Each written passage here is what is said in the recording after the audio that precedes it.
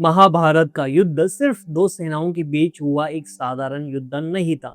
ये उन महान योद्धाओं का संग्राम था जिनकी ताकत, युद्ध कौशल और दिव्य अस्त्रों की चर्चा आज भी होती है। लेकिन अगर सवाल पूछा जाए कि महाभारत के सबसे शक्तिशाली योद्धा कौन थे, जिन्हें सीधे रणभूमि में हराना लगभग नामुमकिन था, तो जवाब इतना आसान नहीं है। क्योंकि इस युद्ध में कई ऐसे महारथी थे जिन्हें हराने के लिए सिर्फ ताकत नहीं बल्कि रणनीति और विशेष परिस्थितियों की जरूरत पड़ी।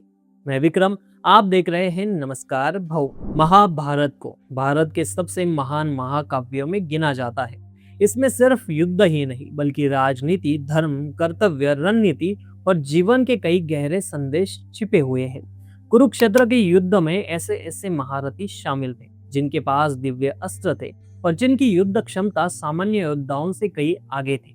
आज हम बात करेंगे ऐसे ही 5 महान योद्धाओं की जिन्हें महाभारत का सबसे शक्तिशाली योद्धा माना जाता है। पहले नंबर पर है भीष्म पितामह। अगर महाभारत के सबसे कठिन प्रतिद्वंदी की बात की जाए तो भीष्म पितामह का नाम सबसे पहले आता है। उन्हें इच्छा मृत्यु का वरदान प्राप्त था, यानी वे अपनी इच्छा के बिना मृत्यु को प्राप्त नहीं हो सकते थे।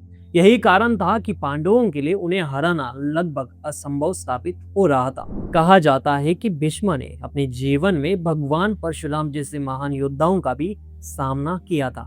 महाभारत युद्ध में लगातार 10 दिनों तक उन्होंने पांडव सेना को भारी नुकसान पहुंचाया। आखिरकार श्री कृष्ण की सलाह पर अर्जुन ने शिखंडी को आगे करके उन पर बाण चलाए। भीष्म ने शिखंडी पर अस्त्र न उठाने की अपनी प्रतिज्ञा निभाई और तीरों की शैया पर लेट गए। इसके बाद भी उन्होंने तुरंत प्राण नहीं त्यागे, बल्कि अपनी इच्छा से उचित समय आने तक जीवित रहे। दूसरे नंबर पर है कर्ण। महाभारत में कर्ण को सबसे महान धनुर्धरों में गिना जाता है। जन्म के समय उन्हें दिव्य कवच और कुंडल प्राप्त हुए थे, जिनके रहते उन्हें लगभग अजय माना जाता था। बाद में देवताओं के राजा इंद्र ने ब्राह्मण का वेश धारण कर उनसे दान में वही कवच कुंडल मांग लिया। इसके बावजूद कर्ण की युद्ध क्षमता में कोई कमी नहीं आई।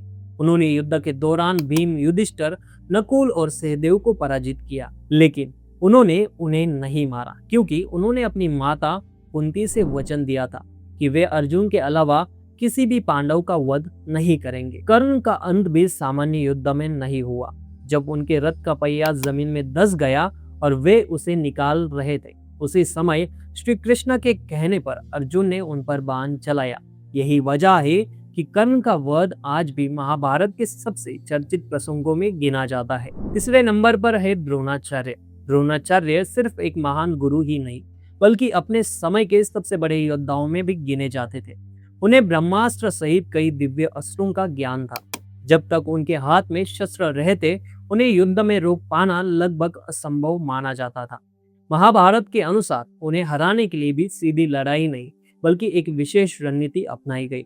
अश्वत्थामा नाम के एक हाथी को मारकर ये खबर फैलाई गई कि उनका पुत्र अश्वत्थामा मारा गया है।